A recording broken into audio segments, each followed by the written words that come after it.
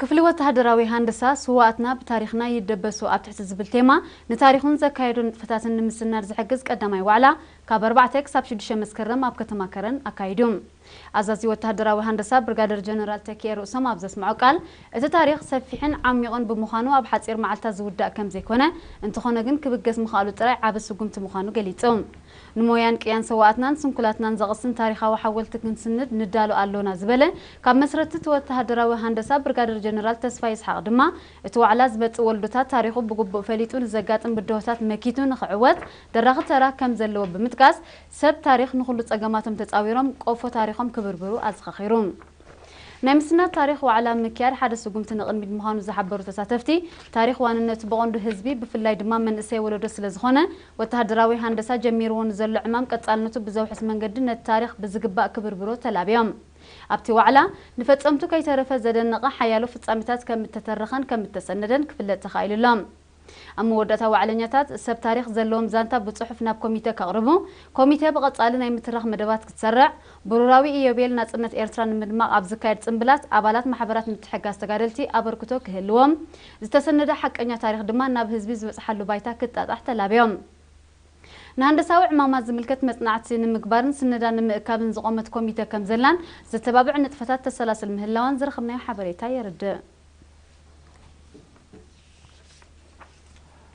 ምምሕዳር ዞባ ዶብ ዓቕሚ ሰቡ ብምምዕባል ንጥፈታቱ ብጽፈት ንምትግባር ኣብ ኢንስቲትዩት ትምህርትን ስልጠናን ስማፕ ብዓውድታት ኣተሓዛ ሕሳብ ምሕደራ ገንዘብ ንብረትን ባጀትን ዘሰልጠኖም 36 ኣባላቱ ተመሪቖም ብርባዕተ መስከረም ኣብ ዝተኻየደ ናይ ምምራቕ ስነ ስርዓት ኣመሓዳሪ ዞባ ዶብ ኣቶ ኤፍሬም ገብረ ክርስቶስ ኣብ ዘስምዖ ቃል ሞያዊ ዓቕሚ ኣባላት ንምምዕባልን ትካላዊ ኣሰራርሓ ንምሕያልን ምምሕዳር ዞባ ኣበርቲዑ ይሰርሕ ከም ዘሎ ብምምልካት ሰልጠንቲ ብዝቐሰምዎ ትምህርቲ ኣብ ምምሕያሽ ዝወሃብ ኣገልግሎታት ኣበርክቶኦም ከዕዝዙ ትፅቢት ከም ዝግበረሎም ኣገንዚቦም ዳይሬክተር ኢንስቲትዩት ስማፕ ዶክተር ተስፋይ ሃይለ ብወገኑ እቲ ስልጠና ኣብ ትካላት መንግስቲ ብፍላይ ድማ ምስ ሕሳብን ፋይናንስን ኣብ ዝተኣሳሰር ንጥፈት ንዝተዋፈሩ ኣባላት ዓቕሞም ብምዕባይ ኣሰራርሖኦም ዝያዳ ዘጽፍፍሉ መንገዲ ንምጥጣሕ ዝዓለመ ከም ዝኾነ ሓቢሩ ካብቲ ስልጠና ኣብ ስርሖም ክሕግዞም ዝኽእል ፍልጠት ከም ዝቐሰሙ ዝሓበሩ ወከልቲ ተመረቕቲ ድማ እቲ ናይ ስልጠና መደባት ብሰፍሐ ክቕጽል ተላብዮም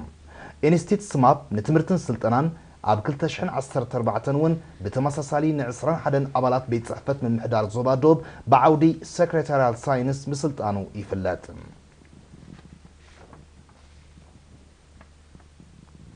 ኣብ ዝተፈላለዩ ከባቢታት ሃገርና ዝሰላሰሉ ዘለዉ ዓበይቲ ልምዓታውያንን ትሕተ ቅርጻውያንን መደባት ንተወፋይነትን ዕቑር ዓቕምን መንእሰያት ኤርትራ ዘንጸባርቑ እዮም ዲጋታት ሎጎን ምስላምን ድማ ናይ ዝመርኣየን ንምዕዛበን ዝተኻየደ ዑደት ኣመልኪቱ ዮናታን ዕብዮ ንዘዳለዎ ጸብጻብ ሻም ተወልደ ከቕርቦይ በብኸባቢኡ ዝሰላሰል ዘሎ ልምዓታውን ትሕተ ቅርጻዊ መደባት ንናይ መንእሰያትና ንቕሓትን ናይ ምግባር ዓቕምን ዘጉልሕ ምዃኑ ኣብ ዲጋታት ሎጎን ምስላምን ዑደት ዘካየዱ ካድራት ህግደፍ ኣብ ንኡስ ዞባታት ዕዳጋ ሓሙስ ማይ ተመናይን ጎዳይፍን ገሊጾም ንሳቶም ነተን ዓበይቲ ዲጋታትን ኣብ ከባቢአን ዝሰላሰል ዘሎ ልምዓታውን ትሕተ ቅርጻውን ንጥፈታት ድሕሪ ምዕዛብ ንኤሪና ብዝሃቦ ርእይቶም ዝሰላሰል ዘሎ ዕማም ንመጻኢ ወለዶታት ዝሕብን ምዃኑ ሓቢሮም ኣደ መንበር ህግደፍ ኣብ ንኡስ ዞባ ዕዳጋ ሓሙስ ወይዘሮ ሳሊሓ መሓመድ ንኤሪና ብዝሃበቱ ሓበሬታ እቲ ዑደት ከም ኣካል ናይቲ ኣብ ምብራኽ ንቕሓት ካድራት ዘተኮረ ክልስ ሓሳባዊ ትምህርቲ ኣብ ባይታ ንዝሳለጥ ዘሎ ዕማማት ብኣካል ንምዕዛብ ዝተመደበ ምዃኑ ኣብሪሃም ጸሓፊ ህግደፍ ኣብ ንኡስ ዞባ ዕዳጋ ሓሙስ ኣቶ ተስፋ ብርሃን ተኽለጽዮን ብወገኑ ምርኣይ ምእማን ምዃኑ ብምጥቃስ ዝተዓዘቦ ልምዓታዊ መደባት ኣበርክቶኦም ከዕዝዙ ተወሳኺ ደርኺ ዝፈጥር ምዃኑ ኣረጋጊጹ ተሳተፍቲ ኣብ ዝሃቦ ርእይቶም ከምዚ ዓይነት ዑደት ፍናንካ ኣብ ምብራኽ እጃም ከም ዘለዎ ብምሕባር ካብኦም ዝሕተት ከማልኡ ከም ወትሩ ድልዋት ምህላዎም ኣነጺሮም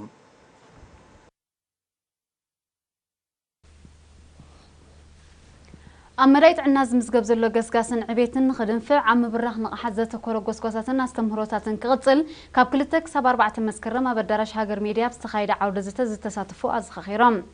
ኣብቲ ብምትሕባር ሚኒስትርታት ዜናን ጥዕናን ምስ ማዕከን ህጻናት ውድብ ሕቡራት ሃገራት ዝተኻየደ ዓውደ ዘተ ዝተሳተፉ ነሪና ኣብ ዝሃቦ ሓበሬታ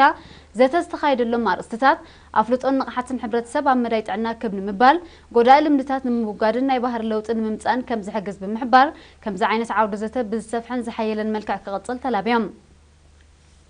زغسمنايو سلطنا نصنحنا افلطو زدرع زبولتهم تساتفتي كب مخنشام قال نستيتي مرعى تحت عدمه من تصالت انسن صعبيناتون نمقطع بدرجاكم ناي بحر لوط بمصابرتعم كم تصعرو ارغاغصام نساتهم وسيقوم تعاودزته حبرتسب نقحاتو ابريخا بتكالات عنا زلو تطقامنت نمعباين طنق حمامات نمفتاشن كم زحجز بمملكات نودبتو امسكينوم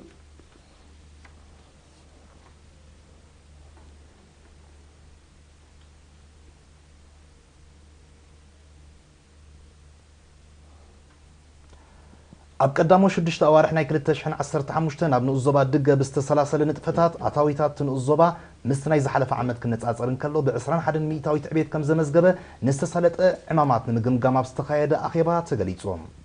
أكاد سرعة نؤزوبا أتو هنس أب ولدو أب زقربوت صبصاب أب ستقصى شدشت أوارح تنؤزوبا 1,700,000 شحن نعفا أتاو كم زرخبة كونتا طريق كساب حجي أبدحان درجة كم زلو كمون نخلت 266 صدرا سوات أستات 600 شحن عفا دبس كم استغفل حبيرو